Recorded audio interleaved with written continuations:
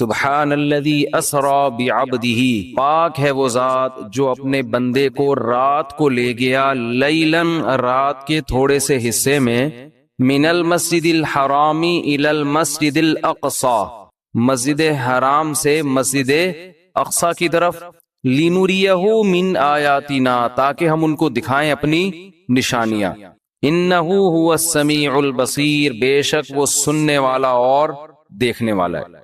قرآن میں تو بس اتنا ہی تذکرہ ہے معراج کا، اور اسی سورہ بنی اسرائیل میں آگے چل کے آتا ہے وَمَا جَعَلْنَا الرُّؤْيَا الَّتِي أَرَيْنَاكَ إِلَّا فِتْنَةً لِلنَّاسِ وَالشَّجَرَةَ الْمَلْعُونَةَ فِي الْقُرْآنِ، کہ ہم نے جو آپ کو منظر دکھایا وہ ہم نے لوگوں کے لیے آزمائش بنایا ہے، جیسے ہم نے شجرہ ملعونہ کو آزمائش بنایا، دونوں چیزوں کو ہم نے کیا بنایا؟ آزمائش۔ تو قرآن میں بس اتنا تذکرہ ملتا ہے معراج کا، ایک تو سورہ بنی اسرائیل کے شروع میں پہلی آیت، اور ایک آگے جا کے 2-3 رکوع کے بعد۔ دوبارہ ریپیٹ کر دیتا ہوں، اللہ عیب سے پاک ہے جو اپنے بندے کو رات کے تھوڑے سے حصے میں مسجد حرام سے مسجد اقصی لے گیا تاکہ ہم انہیں اپنی نشانیاں دکھائیں، اور اللہ نے دوسری جگہ فرمایا کہ ہم نے جو منظر آپ کو دکھایا، یہ منظر بھی اور شجرہ ملعونہ بھی، یہ دونوں لوگوں کے لیے آزمائش ہیں۔ یہ بلب جل بجھ رہا ہے، اس سے کچھ نہیں ہوگا، بے فکر رہیں، یہ دونوں چیزیں لوگوں کے لیے آزمائش ہیں۔ باقی اس کی تفصیل حدیث میں ملتی ہے کہ براق پر بیٹھ کر آپ صلی اللہ علیہ وسلم گئے، مسجد اقصی پہنچے، بہت دور ہے مسجد اقصی، وہاں اللہ تعالی نے تمام پیغمبروں کو جمع کیا جن کی آپ صلی اللہ علیہ وسلم نے امامت کی، اور پھر اللہ تعالی نے آپ کو وہاں سے آسمانوں پہ لے گئے اور اپنا قرب عطا کیا، اور پھر آپ صلی اللہ علیہ وسلم کی مختلف پیغمبروں سے مختلف آسمانوں پر ملاقاتیں ہوئیں۔ آپ کو معراج میں 50 نمازوں کا تحفہ دیا گیا، جو آہستہ آہستہ کم ہوتے ہوتے 5۔ اس سے پتہ چلتا ہے کہ بارگیننگ جو ہے نا، بارگیننگ یہ تو اللہ اس کے رسول کے درمیان میں بھی ہوئی ہے۔ لوگ کہتے ہیں جو ہم نے قیمت بول دی بس اسی پہ خرید لو، ایک زبان، ایسا نہیں ہوتا بھائی۔ بارگیننگ آپ نے بولنے پر کوئی گورنمنٹ کی طرف سے پابندی نہیں، آپ 1 کروڑ روپے بول دو، ہم تو کہیں گے نا بھائی یہ اتنے کی دو گے تو ٹھیک ہے، تھوڑا کم کر لو، تھوڑا کم کر لو۔ تو لچک ہونی چاہیے انسان کی طبیعت میں، یہ نہیں کہ بس ایک ہی زبان ہے جو بول دیا بول دیا۔ اب اللہ نے 50 نمازیں دی تھیں، کم کرتے کرتے کتنی کر دیں؟ وہی 5۔ سوال پیدا ہوتا ہے جب 5 ہی کرنی تھی تو 50 کہنے کی ضرورت کیا تھی؟ یہ ایسا ہی ہے جیسے اللہ تعالیٰ قرآن میں بعض دفعہ مشکل احکام دیتے ہیں لیکن ابھی صحابہ نے عمل کیا نہیں ہوتا کہ اس کو منسوخ کر دیتے ہیں، ایسا بھی ہوا ہے قرآن میں۔ یہ بتانے کے لیے کہ اصل تو ہم یہ حکم دینا چاہتے تھے مگر تمہاری رعایت میں ہم اپنے حکم کو چینج کر رہے ہیں۔ اگر پہلے ہی حکم دیا جاتا نا آسان والا تو پتہ کیا چلتا کہ اللہ اصل کیا چاہتے تھے اور آسانی کر کے کیا چاہتے ہیں۔ تو اصل تو یہ تھا کہ اللہ چاہتے تھے ہم دن میں کتنی نمازیں پڑھیں؟ 50 ٹائم، لیکن اللہ کو پتا تھا کہ یہ مشکل میں پڑ جائیں گے اور جہنم میں جانے والوں کی تعداد اور زیادہ بڑھ جائے گی، اس لیے اللہ نے کہا کہ میں تمہاری رعایت کرتا ہوں۔ جیسے بیوہ عورت کو نکاح کے پیغام سے اللہ نے منع کیا لیکن اللہ نے فرمایا اللہ کو پتا ہے تم باز نہیں آؤ گے تو اشارتاً پیغام بھیج سکتے ہو، وہ اس زمانے کی بات ہے۔ تو اسی طرح قرآن میں آتا ہے کہ ہم حکم دے رہے ہیں کہ جب نبی کی محفل میں جاؤ تو پہلے کچھ صدقہ دیا کرو۔ پھر اللہ نے فرمایا اشفقتم ان تقدموا بین یدی نجواکم صدقہ، تم ڈرتے ہو کہ ہر چیز میں پہلے صدقہ دینا پڑے گا، چلو معاف کیا، نہیں دو صدقہ، ٹھیک ہے نا۔ تو یہ قرآن کی عادت ہے، اس سے اللہ کی رحمت کا پتہ چلتا ہے، اور یہ بھی کہ اسلام کے احکام میں بھی اللہ نے ہمیں یہ بتایا ہے کہ میں بھی تمہاری طبیعت کا، تمہاری کمزوری کی رعایت کرتا ہوں۔ تو جب اللہ ہماری رعایت کر کے احکام دے رہا ہے تو ہمیں بھی اپنے ماتحتوں کا خیال بولو کرنا چاہیے۔ اللہ ہمیں بتاتا ہے کہ اصل تو میں یہ کہنا چاہتا ہوں، یہ چاہتا ہوں حکم ہو، لیکن تم نہیں عمل کر سکو گے، چلو یہ اس پر عمل کرو۔ تو جب اللہ انسانوں کی رعایت کرتا ہے تو انسانوں کو بھی چاہیے کہ وہ ایک دوسرے کی رعایت کرا کریں، اتنا بوجھ کسی پہ نہ ڈالیں کہ بس تیر کی طرح سیدھے چلو تم۔ ایسا نہیں ہو سکتا بھائی، انسان ٹیڑھا میڑھا ہے، آڑا ترچھا ہے، اس کو بالکل ہر چیز میں ایکوریٹ کرنے کی کوشش کریں گے نہ، کوئی بھی نہیں ہو سکتا۔ کوئی بھی کا مطلب مسجد کا امام بھی پورا سیدھا، نہ مفتی صاحب پورے سیدھے ہو سکتے ہیں، نہ مسجد کا امام ہو سکتا ہے، نہ کوئی بزرگ پورے ایکوریٹ ہو سکتے ہیں۔ لوگ کہتے ہیں مفتی صاحب نے اس دن بیان میں یہ بول دیا تھا، مفتی صاحب اس دن وہاں انڈا موڑ پہ بیٹھے ہوئے ٹانگ پہ ٹانگ رکھ کے چائے پی رہے تھے۔ یہ علماء کے بیٹھنے کا طریقہ نہیں ہوتا. اس دن مفتی صاحب نے کہہ دیا تھا بھاڑ میں جائے. چلتا ہے مارکیٹ میں سب. ہاں کچھ لوگ بیٹھے ہیں کیڑے نکالنے کے لیے. کچھ لوگ کیا ان کا کام ہی یہی ہے کہ اس کے کیڑے جمع کر کے ایک شاپر میں لا کے پوری کیڑوں کی دکان کھولی ہوئی ہے انہوں نے. وہ ان کا کام ہی یہی ہے کہ ایک دوسرے کی غلطیوں کو ہائی لائٹ کرنا. اور خود اتنے بڑے بڑے بلینڈر ان لوگوں سے ہوتے ہیں کہ اگر کوئی دوسرا ان کی غلطیاں جمع کرنا شروع کر دے تو الامان والحفیظ. تو لچک ہے بھائی, لچک. لوگوں کی رعایت کیا کرو. نمازیوں کی رعایت کا حکم ہے مسجد کے امام کو. اتنی لمبی نمازیں نہ شروع کر دو کہ لوگ کھڑے کھڑے تھک جائیں. حضرت معاذ تھے, حضرت جابر بن عبداللہ, انہوں نے اتنی لمبی عشاء کی نمازیں پڑھانا شروع کر دی, سورہ بقرہ پڑھتے تھے پوری اس میں نا. اب ایک صحابی تھے وہ کھڑے کھڑے تھک جاتے, وہ ایک دن نماز توڑ کے چلے گئے اور جا کے نبی صلی اللہ علیہ وسلم سے شکایت کی کہ یہ اتنی لمبی عشاء کی نماز پڑھاتے ہیں. اچھا جب وہ گئے نماز میں تو ان کو صحابی رسول نے کہا کہ تم منافق ہو گئے ہو. تم کیا ہو گئے ہو؟ کیونکہ نماز میں تم کیا کر رہے ہو؟ شارٹ نماز چاہیے. یہ تو منافق کا دل نماز میں نہیں لگتا. تو فتویٰ دیا کہ تم کیا ہو گئے ہو؟ منافق. انہوں نے جا کے نبی صلی اللہ علیہ, حضرت معاذ بن جبل تھے, انہوں نے جا کے نبی صلی اللہ علیہ وسلم کو بتایا کہ یا رسول اللہ اتنی لمبی نماز پڑھا رہے ہو, اوپر سے مجھے فتویٰ کیا دے رہے ہیں, تم منافق ہو. تو آپ صلی اللہ علیہ وسلم نے حضرت معاذ کو بلایا. افتان انت یا معاذ, اتنا غضبناک ہوئے, اے معاذ تم لوگوں کو فتنوں میں ڈال رہے ہو. نماز سے یعنی تم تو ان کو آزمائش میں ڈال رہے ہو کہ نماز سے ان کے دل میں نماز کی نفرت پیدا کر رہے ہو, اور پھر آپ نے ان سے امامت چھین لی اور پھر تھوڑے دنوں بعد واپس امامت دے دی ان کو, یعنی تنبیہ کے لیے. تو امام کو چاہیے لوگوں کی رعایت کرے, خطیب کو چاہیے بیان میں بھی لوگوں کی رعایت کرے, ان کی مینٹل لیول سے اوپر کی باتیں نہ کرے. ایک دم 4 شادیوں پہ نہ آ جایا کرے, ٹھیک ہے. پہلے ان کو دوسری شادی سمجھائے, جب 6 مہینے میں یہ سمجھ میں آئے گی پھر تیسری. ہم ڈائریکٹ کیا کرتے ہیں تو اس پہ لوگ کہتے ہیں یار یہ پتہ نہیں کس قسم کی باتیں کرتا ہے. تو جو جنگ میں کمانڈر ہے اس کو چاہیے وہ اپنے فوجیوں کی رعایت کرے. آپ اپنے ماتحتوں کی رعایت کرو. بیمار ہیں, ہمارے استاذ نے ایک بڑا اچھا اصول بنایا, ہم جامعۃ الرشید میں تھے, انہوں نے فرمایا کہ کوئی طالب علم اگر آ کے یہ کہتا ہے کہ میری طبیعت خراب ہے مجھے چھٹی چاہیے, تو چھٹی اس کو فوراً دے دو. یہ تحقیق بعد میں ہوتی رہے گی کہ طبیعت واقعتاً خراب بھی ہے یا نہیں ہے. وجہ اس کی ہے کہ امکان ہے کہ ٹوپی کر رہا ہوں, امکان ہے اس بات کا کہ ہو سکتا ہے جھوٹ بول رہا ہوں, لیکن اس کا بھی امکان ہے کہ ہو سکتا ہے سچ بول رہا ہوں. اب آپ نے بدگمانی کر کے کہ یار لگ تو رانی ہے شکل سے کہ بیمار ہے, چھٹی نہیں دی اور وہ واقعتاً ہے کیا بیمار ہے, تو کتنی مصیبت میں آئے گا کہ نہیں آئے گا. تو وہ ہوتی رہے گی تحقیق, لیکن فوراً اس کو رخصت ملنی چاہیے کیونکہ اس کا خطرہ ہے کہ واقعتاً سچ کہہ رہا ہو. تو یہ بہت اہم پوائنٹ کی باتیں ہوتی ہیں, ہم لوگ ان چیزوں کا گھروں میں خیال نہیں کرتے. اپنے ماتحتوں کے ساتھ, ملازمین کے ساتھ, ہر ایک کے ساتھ جو ہے نا یہ خیال کرنا چاہیے کہ اس کی حیثیت سے زیادہ اس کے اوپر بوجھ نہ ڈالا جائے. خیر, اللہ تعالیٰ نے اپنے حبیب صلی اللہ علیہ وسلم کو رات میں بلایا.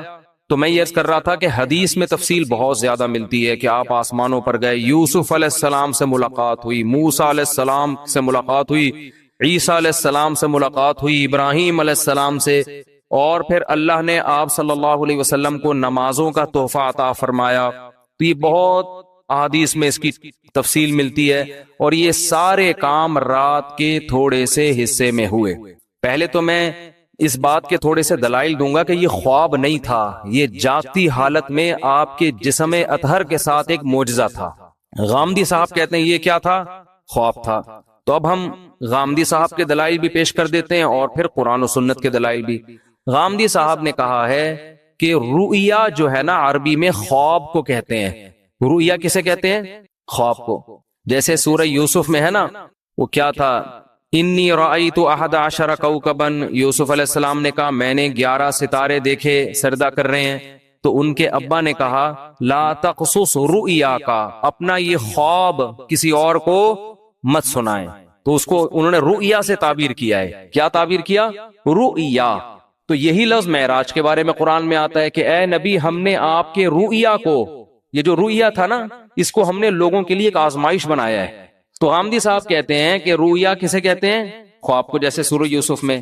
اس کا جواب یہ ہے کہ رؤیا اصل میں خواب کو نہیں کہتے, رؤیا اصل میں منظر کو کہتے ہیں، سین کو کہتے ہیں، اور خواب میں بھی ایک منظر نظر آتا ہے، اس لیے خواب پر بھی اس کا اطلاق کر دیا جاتا ہے، ورنہ اصل رؤیا کا معنی منظر، سین، کوئی بھی چیز آپ دیکھیں چاہے جاگتی حالت میں یا خواب میں، کیونکہ رؤیا کا لفظ نکلا ہے رؤیت سے، رؤیت دیکھنے کو کہتے ہیں۔ آپ نے دیکھا نہیں رؤیت ہلال، تو کیا یہ خواب میں دیکھا جا رہا ہوتا ہے ہلال کمیٹی ہے بھائی؟ جب جاگتی حالت میں دیکھ کے اتنے اختلاف ہو رہے ہیں تو خواب میں دیکھ کے پتہ نہیں کیا ہو جائے گا، 6 عیدیں ہوں گی پھر تو یہ جاگتی حالت میں ان آنکھوں کے ساتھ رؤیت ہلال کمیٹی نہیں ہے، رؤیت انی ارا ما لا ترون انی اخاف اللہ۔ قرآن میں جہاں بھی رآ یرآ کا لفظ آیا ہے دیکھنے کے معنی میں، تو رؤیا وہ چیز جو دیکھی جائے، اب یہ خواب میں بھی ہو سکتی ہے اور جاگتی حالت میں بھی، اس لیے اس کا اصل معنی ہوتا ہے منظر، لیکن اس کا اطلاق خواب پر بھی ہوتا ہے، کیونکہ خواب میں بھی ایک سین نظر آتا ہے آپ کو، پورا ایک منظر ہوتا ہے۔ تو اب ہم دیکھتے ہیں کہ قرآن میں جو نبی کے لیے معراج کے لیے رؤیا کا لفظ استعمال ہوا ہے وہ خواب کے معنی میں ہے یا منظر کے معنی میں، دونوں احتمال اس میں ہیں، تو ہم قرآن ہی سے فیصلہ کروا لیتے ہیں کہ وہ حقیقت تھی یا بولو خواب تھا۔ قرآن میں 2 واضح قرینے، اگر ہم حدیث کو ہٹا دیں، حدیث سے تو پتہ چلتا ہے کہ یہ خواب نہیں تھا، حدیث سے تو صاف کہ براق پہ بیٹھ کے آپ جا رہے ہیں، خواب میں ان تکلفات کی کیا ضرورت ہے؟ خواب میں آپ امریکہ جاؤ ایسے ہی پہنچ جاتے ہو بغیر جہاز کے بھی۔ یہ جو پورا براق آ رہا ہے، جبریل آ رہے ہیں، جایا جا رہا ہے، پھر وہاں امامت ہو رہی ہے، حدیث سے تو صاف پتہ چلتا ہے، لیکن ہم قرآن میں بھی دیکھتے ہیں کہ 2 واضح قرینے ہیں جن سے پتہ چلتا ہے کہ یہاں رؤیا خواب کے معنی میں نہیں ہے۔ سب سے پہلے اس رؤیا کے آگے پیچھے جو آیت ہے وہ خود ہی بتا رہی ہے، فرمایا وَمَا جَعَلْنَا الرُّؤْيَا الَّتِي أَرَيْنَاكَ إِلَّا فِتْنَةً لِلنَّاسِ وَالشَّجَرَةَ الْمَلْعُونَةَ فِي الْقُرْآنِ، کہ ہم نے اس رؤیا کو بھی اور قرآن میں جو ملعون درخت کا تذکرہ ہوا ہے ان دونوں چیزوں کو لوگوں کے لیے آزمائش بنایا۔ کیسے؟ ملعون درخت ہے شجرہ زقوم، قرآن میں آتا ہے کہ جہنم میں ایک درخت ہے جس کا پھل بے انتہا کڑوا، بہت کڑوا، جو جہنمیوں کو کھلانے کے لیے دیا جائے گا۔ اس پر مشرکین مکہ کہتے تھے کہ ایک طرف آپ کہتے ہیں جہنم میں آگ ہے، دوسری طرف کہہ رہے ہیں جہنم میں درخت ہے، درخت آگ میں نہیں اگتے۔ آئی بات سمجھ میں؟ تو اللہ نے قرآن میں فرمایا کہ اللہ، جس کا حاصل یہ ہے کہ اللہ کو یہ طاقت اور قدرت ہے کہ وہ آگ کے اندر بھی درخت پیدا کر دے، اور وہ کیا ہے اس کے بارے میں قاروہا، وہ پورے آیت مجھے یاد نہیں آ رہی، کہ اس کی جو جڑیں ہیں نا وہ جہنم کی تہ میں ہیں، اس طرح کی آیت ہے۔ ابے نہیں بھائی وہی خیر، یعنی اس جواب کا حاصل یہ ہے کہ اللہ کو یہ قدرت ہے کہ اللہ اس درخت کو جہنم کے اندر پیدا کر دے، اور جہنم کی تہ میں اس کی کیا ہے؟ جڑیں اور شاخیں اوپر ہیں، تو آگ میں اللہ پیدا کر سکتا ہے، اللہ کے لیے کوئی مشکل نہیں ہے۔ دیکھو ہم نے اگر پانی کے جانوروں کو نہ دیکھا ہوتا کبھی بھی تو ہم کہتے کہ پانی کے اندر انسان یا کوئی مخلوق زندہ نہیں رہ سکتی، سانس کیسے آئے گا؟ تو اللہ نے پانی کی ہی مخلوقوں کو پیدا کر دیا، کروڑوں مخلوق جو پانی کے اندر ہی زندہ رہتی ہیں، باہر نہیں نکلتی، تو اللہ کو یہ قدرت ہے کہ وہ اسی ماحول کے حساب سے چیزیں پیدا کر دے۔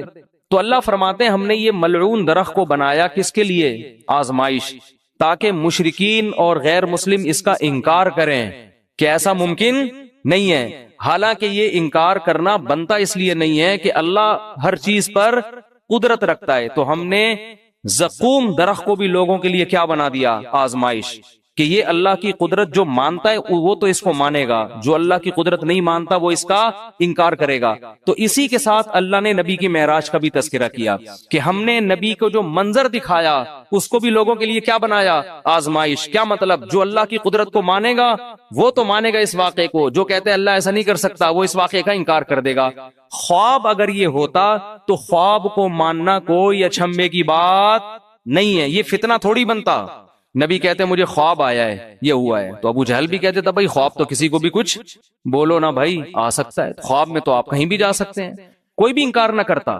لیکن جیسے وہ کہہ رہے تھے عقلاً یہ ممکن نہیں ہے کہ جہنم میں درخت پیدا ہو جائے، ایسے ہی عقلاً یہ ممکن نہیں ہے کہ کوئی انسان زندہ اپنے جسم کے ساتھ رات کے تھوڑے سے حصے میں مسجد حرام سے مسجد اقصی اور آسمانوں کی سیر کر کے آ جائے۔ It isn't possible، یہ عقلاً ممکن نہیں ہے۔ تو اللہ کہتے ہیں دونوں چیزیں تمہارے لیے آزمائش ہیں، خدا کی قدرت کو مانو گے تو دونوں پہ یقین کرو گے، نہیں مانو گے تو دونوں کا انکار کرو گے۔ تو یہ بہت بڑی دلیل ہے کہ یہاں رؤیا سے مراد معراج میں حقیقت ہے جسم کے ساتھ، خواب اس سے مراد نہیں ہے، ورنہ یہ آزمائش نہ ہوتا۔ دوسرا قرآن میں واضح اشارہ کیا، وہ تو صراحت ہے۔ سورہ بنی اسرائیل شروع ہو رہی ہے، سبحان الذی، پاک ہے وہ ذات، اسرا بعبدہ، جو اپنے بندے کو رات کے تھوڑے سے حصے میں لے گیا، من المسجد الحرامی الی المسجد الاقصی، مسجد حرام سے مسجد اقصی۔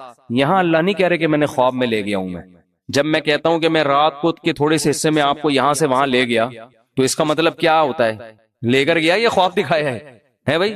آپ کہہ رہے ہو کہ بھائی دیکھو میں تمہیں اپنے ساتھ ملیشیا لے کر گیا تھا اور میں نے تمہیں وہاں گھمایا اور پھرایا، پھر میں تمہیں وہاں، تم دبئی کی سیر، اب کوئی آدمی کی نئی نئی شادی ہوئی ہے فرض کر لو، بیگم کو ہنی مون کے لیے مری لے کر گیا، بعد میں پھڈا ہو گیا، بیگم کو کہہ رہے دیکھو میں تمہیں اپنے ساتھ اس دن مری لے کر گیا تھا، پھر میں تمہیں نتھیا گلی کی میں نے تمہیں سیر کرائی، پھر میں وہاں سے ہم نے ٹن مارا ادھر کی طرف، ہم مڑے سوات مردان کی معلوم جبا ہے کیا ہے بہرحال جو بھی ہے، وہاں سے ٹن مار کے اسلام آباد سے ہم اگلی فلائٹ سے واپس آئے۔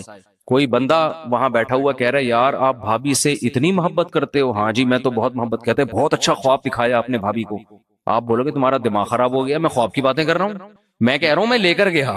تو جب کوئی عام آدمی یہ بات کرتا ہے، دوسرا اس کو خواب کہے گا، تو آپ کو غصہ آئے گا کہ نہیں آئے گا؟ اللہ سورہ بنی اسرائیل شروع اس طرح سے کر رہے ہیں، سبحان الذی، پاک ہے وہ ذات، اسرا بعبدہ، جو اپنے بندے کو لے گیا، لیلن، رات کے تھوڑے سے حصے میں۔ یہ تنوین تقلیل کے لیے، تھوڑے سے حصے میں بھی اللہ اپنی قدرت دکھا رہا ہے۔ خواب کا تذکرہ ہوتا تو نہ رات کہنے کی ضرورت تھی، نہ رات کا تھوڑا حصہ کہنے کی ضرورت تھی۔ سمجھ میں نہیں آ رہی بات؟ دوسری بات، تیسرا قرینہ، اللہ اس آیت کو شروع کر رہا ہے سبحان الذی، ہر عیب سے پاک ہے وہ ذات۔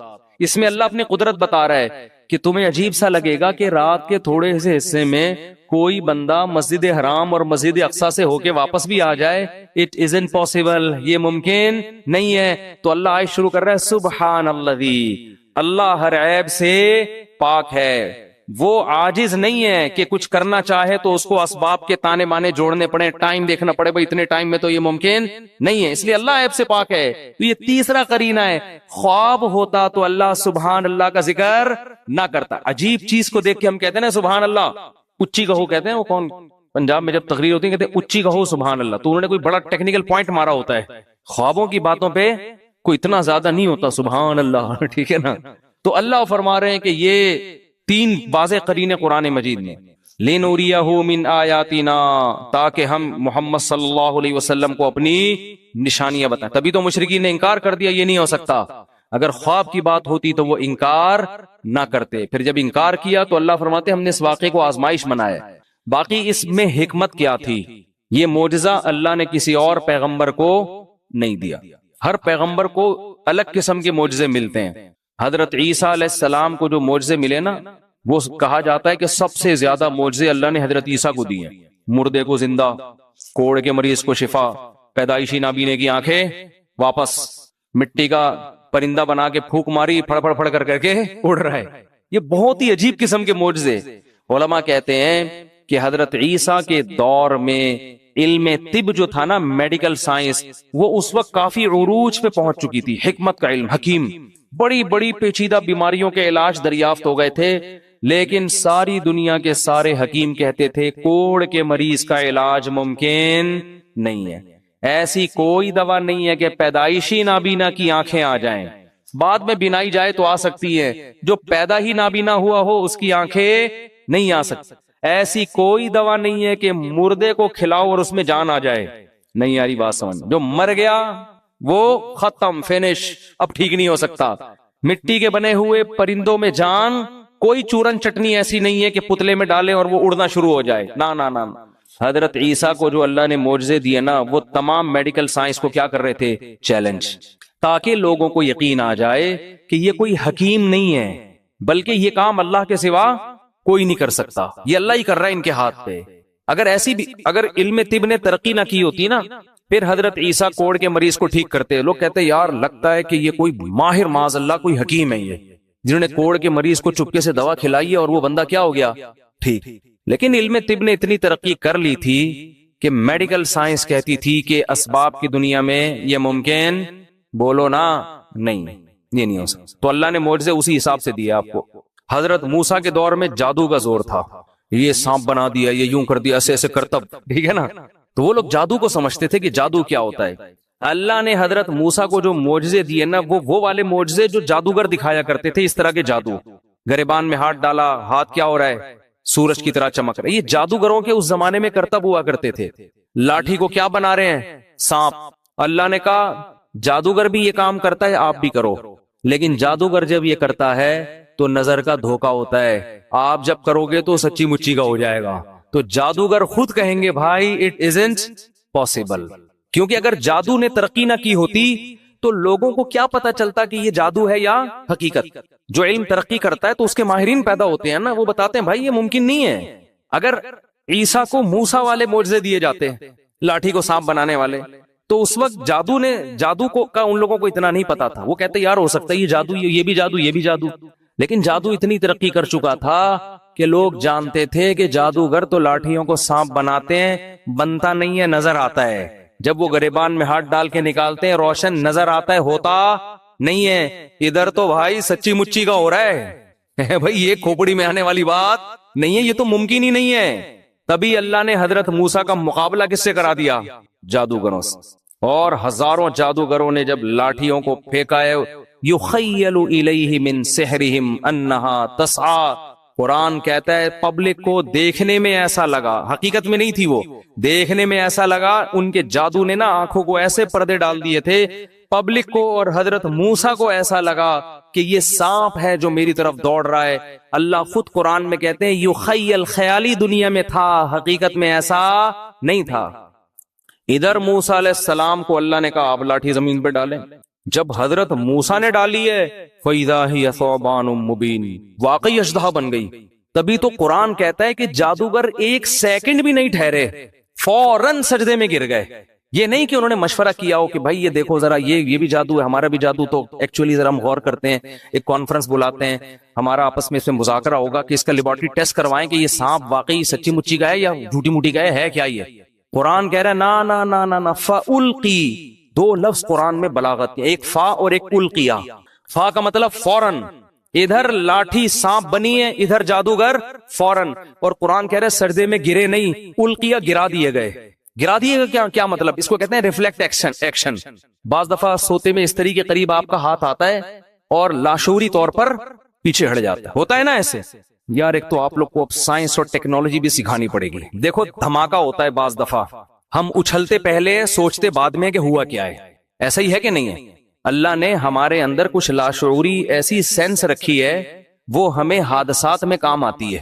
کیونکہ حادثے جب ہو رہا ہو تو پہلے سوچ کے پھر آپ عمل کرو تو ٹائم بولو نکل چکا ہوتا ہے. بعض دفعہ ٹائم کیا ہو چکا ہو. دیکھو ایک کتا آپ کے پیچھے آ رہا ہے تو آپ سوچتے ہو، پہلے تو یہ سوچتے ہو میرے ہی پیچھے آ رہا ہے، کسی اور کے پیچھے تو نہیں آ رہا. سوچنے کا ٹائم ملتا ہے نا آپ کو، کیونکہ جیسے کتا بھاگ سکتا ہے آپ بھی بھاگ سکتے ہو. آپ سوچتے ہو، پھر آپ غور کرتے ہو نہیں یار یہ میری طرف ہی آ رہا ہے، کتنی اسپیڈ سے آ رہا ہے، اسپیڈ چیک کرتے ہو آپ اس کی. پھر آپ یہ سوچتے ہو کہ اس سے بچنے کا میرے پاس بھاگنے کے علاوہ بھی کوئی راستہ ہے. اگر بھاگنے کے علاوہ راستہ ہے تو مجھے تگڑ بھاگنے کی کیا ضرورت ہے. تو آپ کا دماغ کام کرتا ہے، آپ پتھر اٹھا لیتے ہو کہ یار پتھر سے ماروں گا بھاگ جائے گا تو مجھے بھاگنے کی ٹینشن لینے کی ضرورت نہیں ہے. آپ پتھر اٹھاتے ہو، کتے کو اس طرح کرتے ہو. کتا اگر ڈر کے رک گیا تو آپ کہتے ہو بہت زبردست کام ہو گیا. کتا اگر کتے پنے پہ آیا ہوا ہے وہ پھر بھی نہیں رک رہا، پھر آپ آخری حربے کے طور پر تگڑ بھاگنا شروع کرتے ہو اور بالآخر آپ کی جان بچ جاتی ہے. یہ سوچنے کا ٹائم ملتا ہے آپ کو. لیکن کچھ اتفاقی حادثے ایسے ہوتے ہیں کہ ان میں اگر سوچ کے کام کرو گے تو جیسے وہی ہے نا، اکثر سناتا ہوں میں، ایک بیچارہ شیشے کے برتن بورے میں بھر کے بیچ رہا تھا. ایک عادت ہوتی ہے نا بعض لوگوں کی، تو ایک سیٹھ صاحب کی عادت تھی ہر چیز کو ٹھوکر مار کے پوچھتے تھے اس میں کیا ہے. تو وہ شیشے کا برتن اس بیچنے والے نے اس سیٹھ صاحب کے سامنے رکھا. سیٹھ صاحب کو پتا نہیں تھا اس میں شیشے کے برتن ہے. سیٹھ صاحب نے بوری پہ پاؤں مارا، بولا اس میں کیا ہے. اس نے کہا ہے نہیں تھا اب نہیں ہے. تو یہ کچھ ایسی چیزیں ہوتی ہیں جن میں سوچنے کا ٹائم، بھائی اس میں ٹھوکر مار کے پوچھو گے تو اب نہیں ہے، پوچھ کے ٹھوکر مار دے آپ. تو کچھ کام تو ایسے ہوتے ہیں سوچ کے آپ بھاگو، کچھ ایسے ہوتے ہیں کہ بھاگنا پہلے پڑتا ہے، سوچنا بعد میں. تو یہ وہ حادثے ہوتے ہیں جس میں اللہ نے آپ کو سوچنے کا اختیار دیا ہی نہیں ہے، قدرت خود آپ کو بچنے کا موقع دیتی ہے، یعنی بچا لیتی ہے. جیسے اچانک جب دھماکہ ہوتا ہے تو ہم اچھلتے پہلے ہیں، سوچتے بعد میں. قدرت ہمیں اچھالتی ہے کہ ابے بھاگ یہاں سے، ٹھیک ہے نا، کچھ ہوا ہے. یا کتا بہت قریب آ کے ایک دم بھونکنا شروع کر دے تو پھر آپ بھاگتے پہلے ہو، سوچتے بعد میں. اور خود ارادے سے نہیں بھاگتے، لاشعوری طاقت آپ کو کیا کرتی ہے؟ بھگا دیتی. کوئی جھاڑی میں چھپا بیٹھا ہو، آپ قریب سے گزرو، وہ ایک دم بھو کر کے جب آواز دیتا ہے تو آپ بھاگتے پہلے ہو، سوچتے بعد میں. یہ گاڈ گفٹڈ کچھ چیزیں اللہ نے انسان میں رکھی ہیں. یہ اس لیے رکھی ہیں کہ حادثوں، ایمرجنسی جب نافذ ہونا تو آپ کو سوچنا نہ پڑے. سمجھ رہے ہیں؟ پہلے کام ہو جائے پھر بعد میں سوچتے رہو. ابھی تو قدرت چاہ رہی ہے اس جگہ سے آپ ہٹ جاؤ ورنہ مر جاؤ گے آپ. بالکل یہی کام جادوگروں سے ہوا ہے. قرآن کہتا ہے کہ جب انہوں نے رسیوں کو، جب موسیٰ نے لاٹھی کو پھینکا اور وہ سانپ بنی ہے تو جادوگر سوچ کے سجدے میں نہیں گرے پہلے ہیں، سوچا بعد میں. کیوں گرے پہلے؟ ان کے لاشعور میں یہ بات بیٹھ گئی، بھائی یہ تو پیغمبر ہے، یہ تو پاسبل ہی نہیں ہے کہ لاٹھی سانپ بن جاؤ. بھائی پہلے سجدہ کرو، بعد میں سوچتے رہیں گے کہ یہ سجدہ صحیح کیا یا غلط کیا. نہیں آ رہی بات. یہ قرآن کی بلاغت ہے. جب موسیٰ نے لاٹھی کو پھینکا ہے، قرآن کہہ رہا ہے فَأُلْقِي، جادوگروں کو لاشعوری طاقت نے سجدے میں گرا دیا. یہ لاشعوری طاقت کون تھی؟ یہ وہی جو ہمیں دھماکوں کے وقت ہوشیار کر دیتی ہے، ہم ہل جاتے ہیں اچانک. تو جادوگروں نے جب یہ منظر دیکھا نا کہ بھئی یہ لاٹھی تو حقیقت میں سانپ بن گئی، یہ تو عملاً ممکن ہے ہی نہیں، یہ تو اللہ کا پیغمبر ہے، یہ اللہ ہی کر سکتا ہے، یہ جادو نہیں ہے. اتنا انسپائر ہوئے کہ قرآن کہہ رہے کہ بغیر سوچے سمجھے سجدے میں گر گئے اور بغیر سوچے سمجھے کہنے لگے آمنا برب العالمین رب موسیٰ و ہارون. ہم رب العالمین جو موسیٰ اور ہارون کا رب ہے اس پر ایمان لے آئے. اب اس کے بعد سوچ رہے ہیں کہ ہمارا فیصلہ صحیح تھا یا غلط، یعنی اس کے انجام کیا ہے. تو سوچنے کے بعد ان کو یقین ہو گیا کہ ہم نے فیصلہ کیا کیا ہے صحیح. اب فرعون دھمکیاں دے رہا ہے کہ تمہاری نورا کشتی تھی اور میں تمہارے ہاتھ پاؤں کاٹ کے لٹکا دوں گا. انہوں نے کہا لن نؤثرک علی ما جاءنا من البینات، اے فرعون موسیٰ کے برحق ہونے کے جو ہم نے دلائل دیکھ لی ہیں نا، اب ہم تیری بات پر یقین نہیں کریں گے. فقضی ما انت قاض، تو ہاتھ پاؤں کاٹنے کی بات کرتا ہے، جو تیرے بس میں ہے وہ کر لے.